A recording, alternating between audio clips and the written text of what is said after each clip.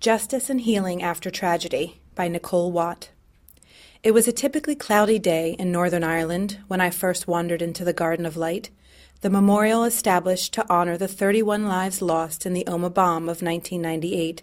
Having recently emigrated from America, I was unaware of the garden's meaning, only that I was heavily pregnant and it had a lovely lily pond which beckoned me to rest my tired feet. Only a few minutes had passed when I became aware of a subtle sadness intertwined with determination, which seemed to emanate from the tall poles with the flat silver rectangles standing adjacent to the pond like sentinels. My curiosity aroused, I read the engravings in the stone wall. With a jolt, I recognized the significance of where I stood and instinctively placed a protective arm over the baby in my womb. Like many in the Western world, I had grown up hearing about the troubles from news broadcasts, movies, and even conversation around the table. Since I had moved to Omagh a few months ago, unsolicited conversation seemed to spring from nowhere during my daily wanderings through the town. Despite some familiarity, nothing had prepared me to meet, face to face, those who had been personally touched. Perhaps because I wasn't from here, people felt comfortable telling me their story without worrying where my loyalties lay. The pain-filled expressions, the force of words which flowed from years of searching for answers, belied the depths of hearts still unsettled by the bomb, and yet also a generosity of spirit of those who had walked the deeper valleys of life. I have since gone to the memorial many times, reading the names and inscriptions, contemplating tragedies inflicted upon unsuspecting people. A bomb has never exploded in York, Pennsylvania. Although I was in New York when the Twin Towers were hit, I was living on Long Island and none of my friends or family were harmed. As far as I know, there has never been a murder in the neighborhood where I grew up, and yet there were tragedies of a different kind, as there always are wherever human beings live. And the recent articles on the Omagh bomb have me thinking about my own personal tragedy and pursuit of justice. The crimes I experienced during my youth and early adulthood are those rarely talked about in public circles. Although society has changed much, most people are still not comfortable hearing the stories I could tell, nor the stories of others like me. No one will ever build a memorial garden to our lost childhood where we can gather to share our grief, to feel strength and hope in numbers. Most of us will never have the opportunity to pursue justice in a court of law.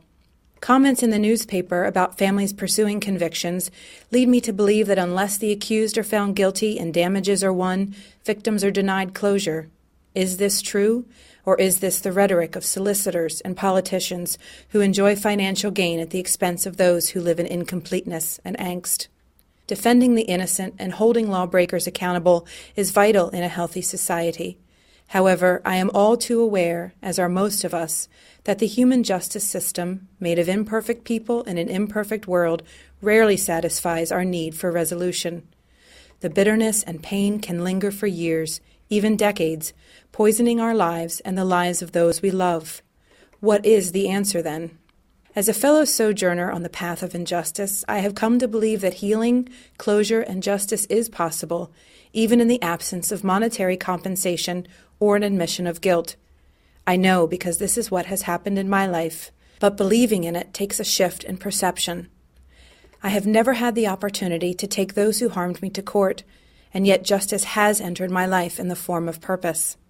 While those who pursue crime and evil lose their way, corrupting themselves and others, if we take the high road through our loss, we will find noble purposes to pursue that benefit us and others around us. When we are able and willing to empathize with others who suffer, justice and healing redeem us in the form of compassion. When we are able to bear burdens others cannot because we have carried such a deep grief for so long, we are given justice in the form of strength.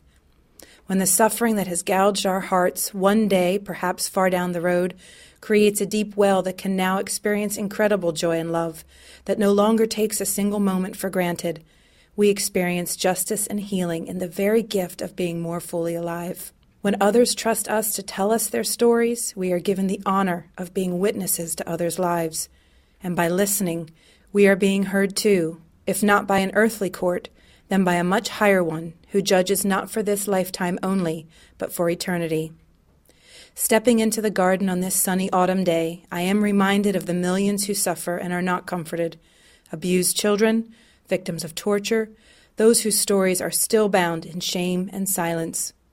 Perhaps we cannot achieve earthly justice for ourselves and those we have lost, but maybe we can receive another form through helping others who have no hope of helping themselves. We can be the light shining in the darkness, a light so bright that it will be said of us, the darkness did not overcome it.